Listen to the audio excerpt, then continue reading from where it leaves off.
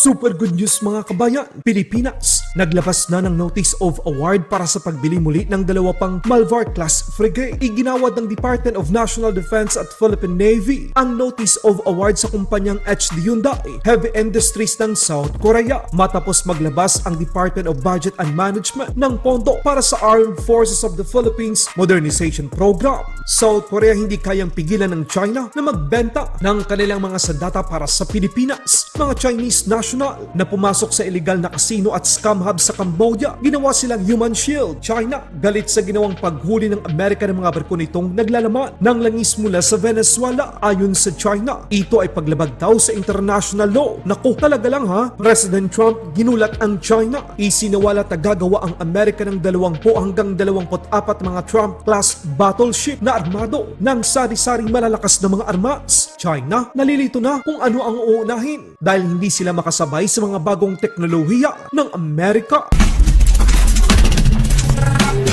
Kumpirmado na mga kabayan, ito ay matapos maglabas ang Philippine Navy ng Notice of Award sa kontraktor na gagawa ng mga karagdagang barko. Pilipinas muling bibili ng dalawa pang Malvar-class frigate na kumpleto ng mga armas sa South Korean shipbuilder na Hyundai Heavy Industries kung saan nagkakahalaga ng 34 billion peso. Ito ay matapos maglabas ng halos nasa 15.7 billion peso na pondo ang gobyerno para sa unang bayad o down payment sa iba't ibang proyekto ng hukbong dagat ng Pilipinas sa ilalim ng Revised Armed Forces of the Philippines Modernization Program. Ibig sabihin nito mga kabayan, magiging 4 na ang Malvar-class frigate ng Pilipinas na armado ng mga vertical launching system, remote control weapon station, anti-ship missiles, torpedo, main gun at maging sonar. Ang dating purong pangarap lang, ngayon nagkatotoo na. Sa kasalukuyan meron at magkakaroon pa ang Pilipinas ng 2 Rizal-class frigate, 6 na offshore patrol vessel, 4 na landing docks at 4 na Malvar-class frigate, 9 na Shaldag Mk5, 3 hanggang 5 Abukoma-class destroyer escort na makukuha din ng Pilipinas sa Japan. Ang mga nabanggit ay maliban pa sa mga dati ng mga barkong pangdepensa ng Pilipinas. Ang good news, tuloy-tuloy pa rin ang Armed Forces of the Philippines Modernization Program, kaya aasa natin na bibili pa ang bansa ng mas maraming mga barkong kayang ipagtanggol ang Pilipinas. Sa ibang balita naman, India, hinahanda na ang ikatlong batch ng delivery ng mga BrahMos missile para sa Pilipinas. Ayon sa mga larawang inyong nakikita, ito ay ang BrahMos na matatanggap ng bansa bago matapos ang taong 2025. India, maraming salamat! Sa ibang balita naman, China umalma sa ginagawang pag-akyat ng Amerika at pagharang sa mga barko nito sa Venezuela. Kinundi na ng China ang ginawa ng Amerika sa mga barko nitong naglalaman ng mga langis mula Venezuela. Dagdag pa ng Chinese Foreign Ministry,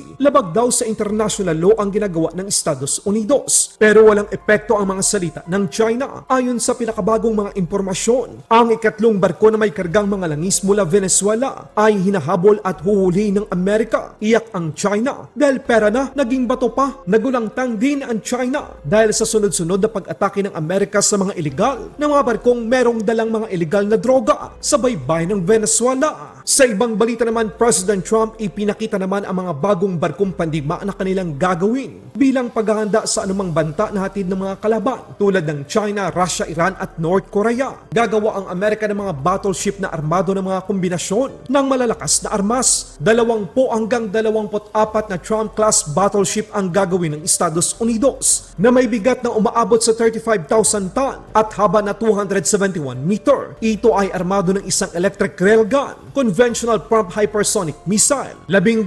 nuclear-capable surface-to-launch cruise missile, 2 Mk-45 5-inch gun, 2 Mk-38 30mm guns, 2 300 kilowatt laser, 128 vertical launching system, 2 counter-unmanned system, 2 Mk-38 30mm gun sa likurang bahagi ng barko. Meron din itong flight deck at hangar para sa mga helicopter at drone. Siguradong sasakit na naman ang ulo ng China dahil magsisimula pa lang sila sa paggawa ng kanilang mga bagong barko. Meron na namang mas high-tech at pangmalakasang battleship ang Amerika. Welcome to Mar-a-Lago for this exciting announcement of the new Golden Fleet. We're calling it the Golden Fleet that we're building for the United States Navy. As you know, we're desperately in need of ships. Our ships some of them have gotten old and tired and obsolete, and we're going to go the exact opposite direction. These are bigger, but they will have 100 times the You know, you used to build the Iowa, the Missouri, the Wisconsin, the Alabama, many others. We had big battleships. These are bigger, but they will have 100 times they'll be 100 times the force, the power, and there's never been anything like these ships. These have been under design consideration for a long time. Battleships are the largest, sturdiest, and most heavily armed. Battleships are the largest, sturdiest, and most heavily armed vessel built specifically for naval combat. While America has built many new warships over the years, they've tended to be smaller and much smaller, and not conducive to where we are and where we're going, and peace through strength. Particularly for naval combat. These cutting-edge vessels will be some of the most lethal surface warfare ships.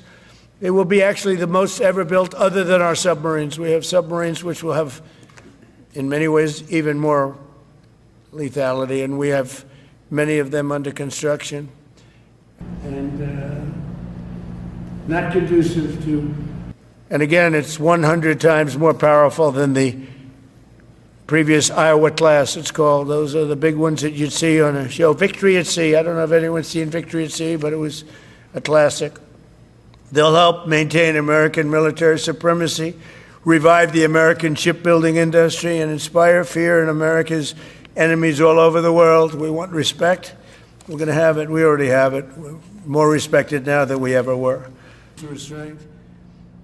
But including, we envision that these two ships, we're talking about 10, but we're going to start with 2, and we're going to quickly morph into 10, and ultimately we think it's going to be anywhere from 20 to 25 of these.